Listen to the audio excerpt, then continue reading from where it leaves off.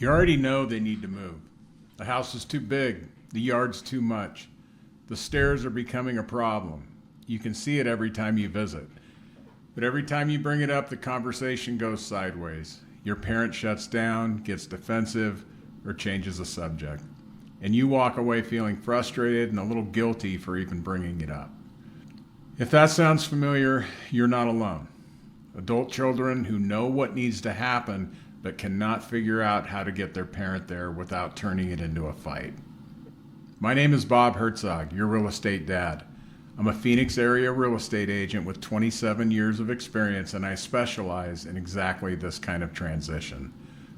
So let me share what I've seen work and what I've seen blow the whole thing up.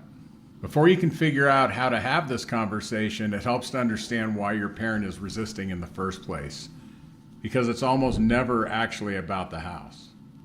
To them, that house is independence, it's identity, it's 30 years of holidays, grandkids running through the backyard, and a neighborhood they know by name. They have not seen what today's homes offer, and their mental picture of downsizing might be a lot bleaker than the reality. Here's what I tell adult children who are trying to get this conversation off the ground. Lead with their comfort, not your convenience. If the first thing out of your mouth sounds like it's about making your life easier, the conversation's already over. Start with them.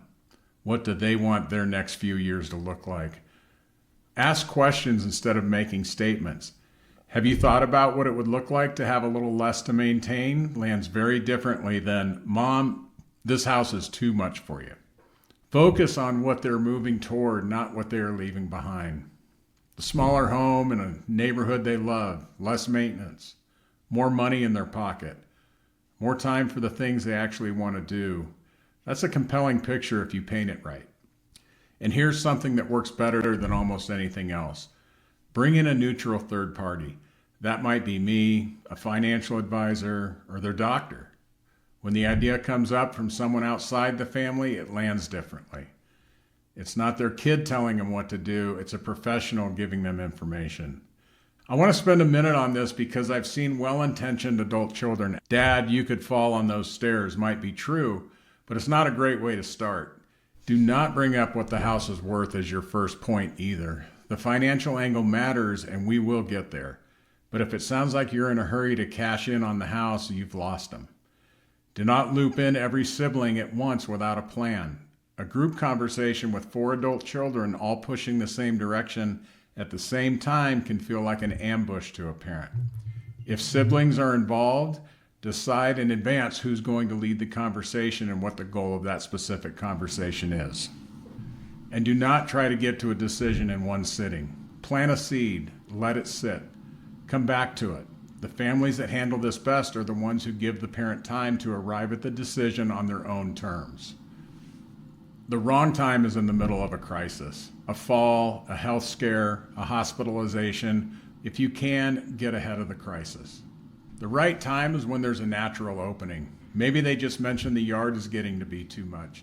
Maybe they brought up a friend who recently made a similar move. Maybe they asked a question about what their home is worth.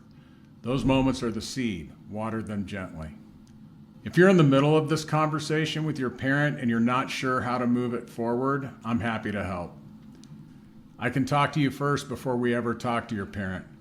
We can figure out together what the right next step looks like for your specific situation. You can reach me at 602-909-5994 or book a call in the link in the description below.